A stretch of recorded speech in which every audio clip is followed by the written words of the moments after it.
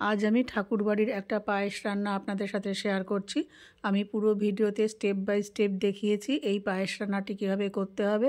আশা করি আপনারা ভিডিওটি দেখে এই পায়েসটা বানিয়ে আপনাদের পরিবারের সদস্যদের পরিবেশন করবেন।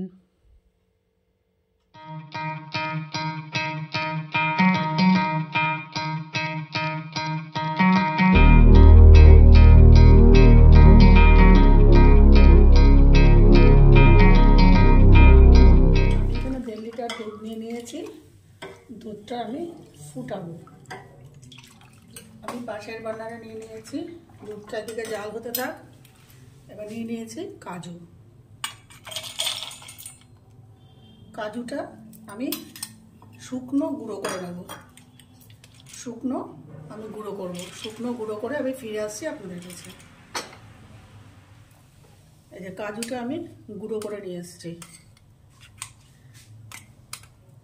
একদম শুকনো গুঁড়ো করেছি। এবারে আমি একটা কড়াই নিয়ে নেব।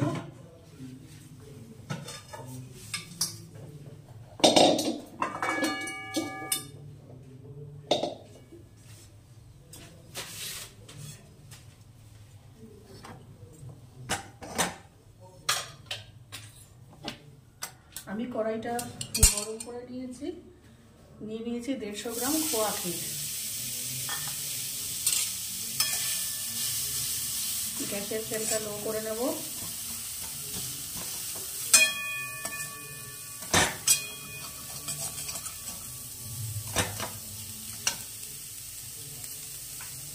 দিয়ে দেবো এখানে বাদাম বেটে রেখেছিলাম, গুঁড়ো করে রেখেছিলাম, সরি, কাজু বাদাম দিয়ে দেবো, বাদাম গুঁড়ো।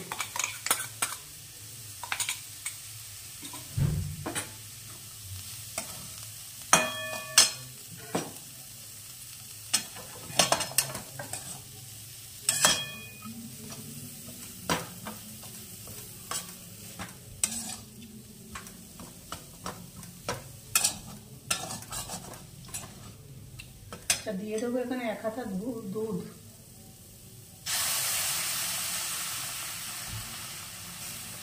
দিয়ে দিলাম দুধ।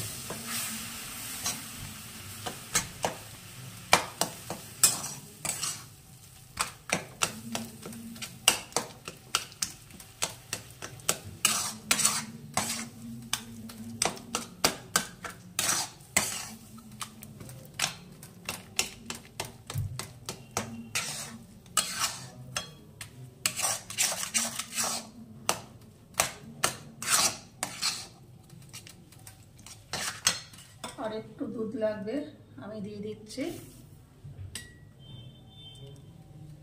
আর একটু দুধ।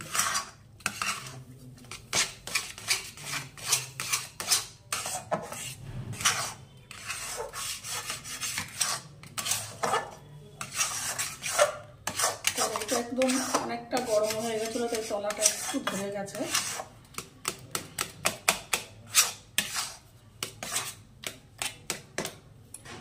এরপরে দিয়ে দেবো আমি চালের গুঁড়ো। চালের গুঁড়ো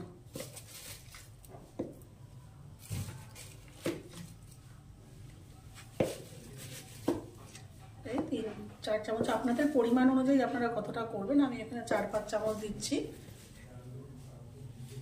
এই যে TBSP দিয়ে দিলাম চালের গুঁড়ো।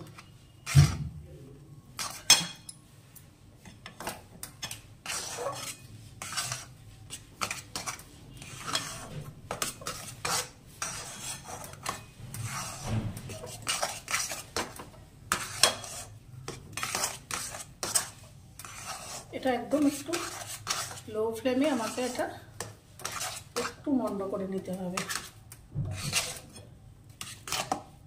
আচ্ছা, এখানে লাগবে আর একটু চালের গুঁড়ো,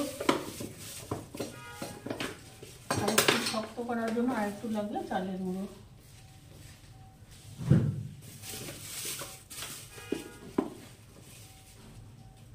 আমি যদি মাপ হিসাব করতে যাই তাহলে মোটামুটি 50 গ্রাম মতন আছে চালের গুঁড়ো।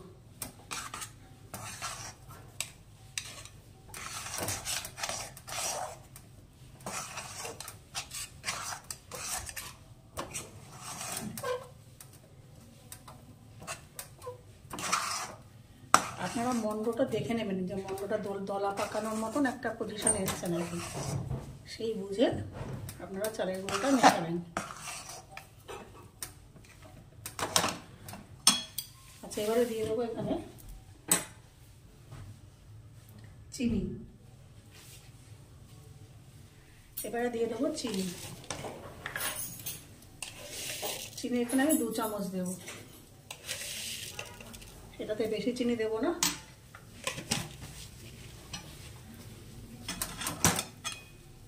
এবারে এটাকে ভালো করে মিশিয়ে একটা মন্ড তৈরি করে নেব।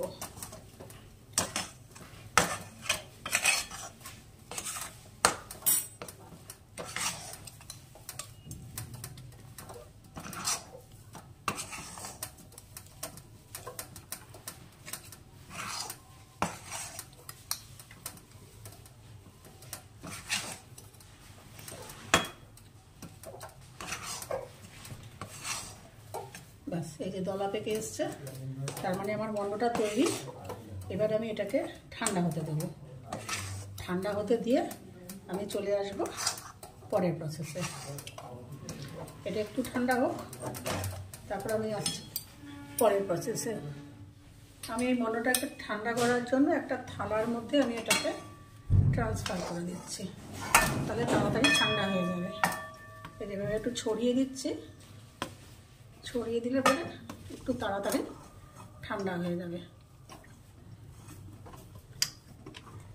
কড়াই থেকে নিয়ে আমি এটাকে এরকম ছড়িয়ে দিলাম যাতে একটু তাড়াতাড়ি ঠান্ডা হয়ে যায়। এটাকে ঠান্ডা করে ফিরে আসে, একদম পুরো ঠান্ডা করবো না, একটু উষ্ণ ঠান্ডা হবে, হয়ে আমি আবার ফিরে আসছি আপনাদের কাছে। মোটামুটি উষ্ণ গরম হয়ে গেছে, ঠান্ডা হয়ে গেছে। এবার আমি নিয়ে নিচ্ছি পাশে একটু চালের গুঁড়ো।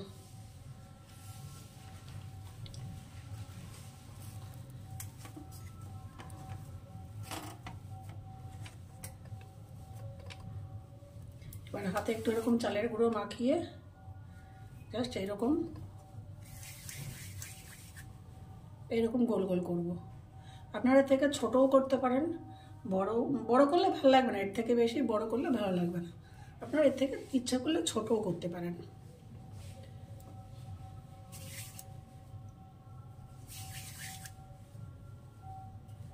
আরও ছোট করলে আরও দেখতে ভালো লাগে, কিন্তু সময়ের অভাবের জন্য তাড়াতাড়ি করে বড় বড় করে আমি করে ফেলছি।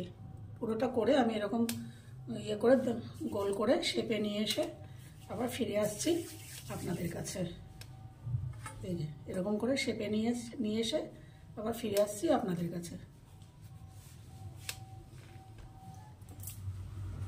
এই যে আমি পুরোটা শেপে নিয়ে এসছি। এইটা করার জন্য আপনারা আপনাদের বাড়ির অন্যান্য সদস্যদের কাজে লাগিয়ে দেবেন, যদি হাতে সময় না থাকে। এই যে আমি আমার কিছু সদস্যদের কাজে লাগিয়েছিলাম, তার ফলস্বরূপ এই যে বিভিন্ন শেপ আপনারা দেখতে পাচ্ছেন। এক একজন এক এক রকম শেপ করেছে। যাই হোক, বাড়ির লোকই তো খাবে, অসুবিধা নেই বিভিন্ন শেপ হলে। তবে একরকম শেপ হলে ভালো লাগে, দেখতে ভালো লাগে, আর কিছু না। এক একজন এক এক রকম শেপে তৈরি করেছে। আপনারা এরকম বড়ও করতে পারেন বা এরকম ছোটও করতে পারেন।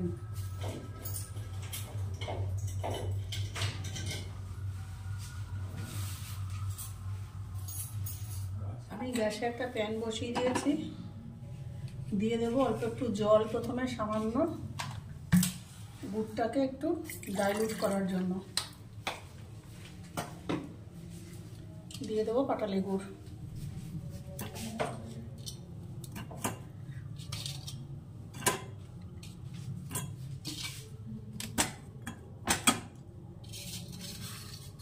এটা একটু গলে যাবে, তারপর আমি ফিরে আসছি আপনাদের সাথে।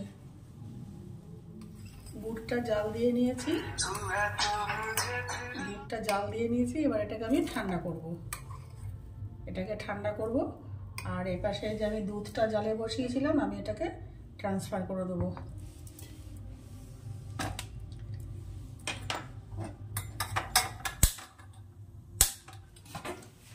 দুধটা জালে হয়ে গেছে,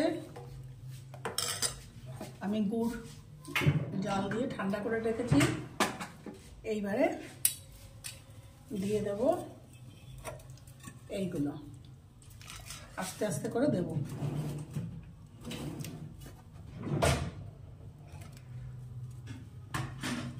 খুব হালকা হাতে দিতে হবে, নাহলে ভেঙে যাবে।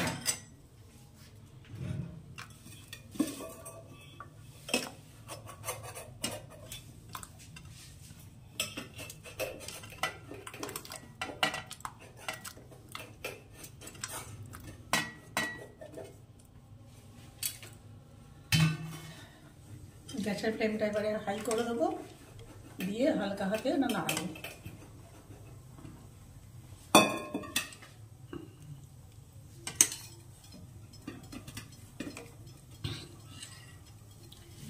এটা খেতে যেমন অপূর্ব, দেখতেও খুব সুন্দর লাগে।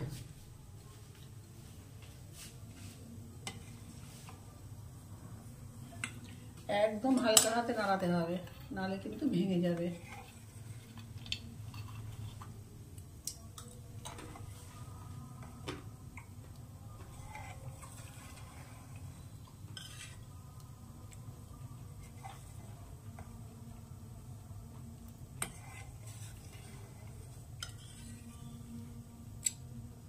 এই যে বেশি জোরে নাড়ালে এই যেরকম করে ভেঙে যাবে।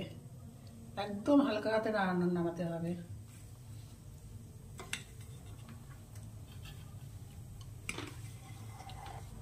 যদি স্প্যাচুলা থাকে ওই দিয়ে করলেও সবচেয়ে ভালো।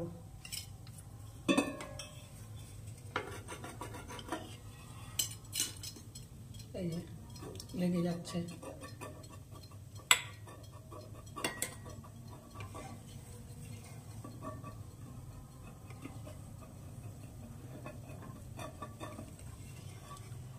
এবারে একটা বলক আসার জন্য অপেক্ষা করব।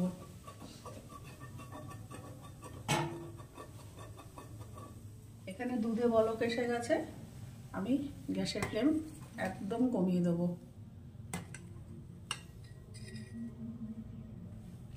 কমিয়ে দিয়ে মিশিয়ে দেব গুড়।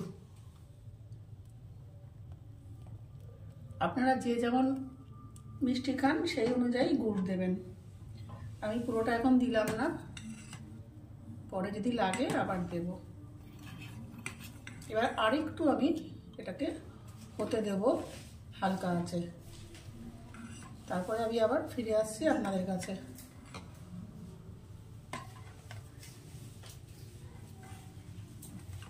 এবারে দিয়ে দেবো সামান্য একটু লবণ।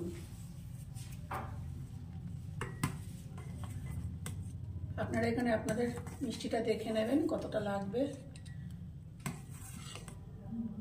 আমার এখানে আরেকটু মিষ্টি প্রয়োজন, সেজন্য দিয়ে দিচ্ছি আরেকটু গুড়। ব্যাস আমাদের তৈরি হেমকণা পায়েস।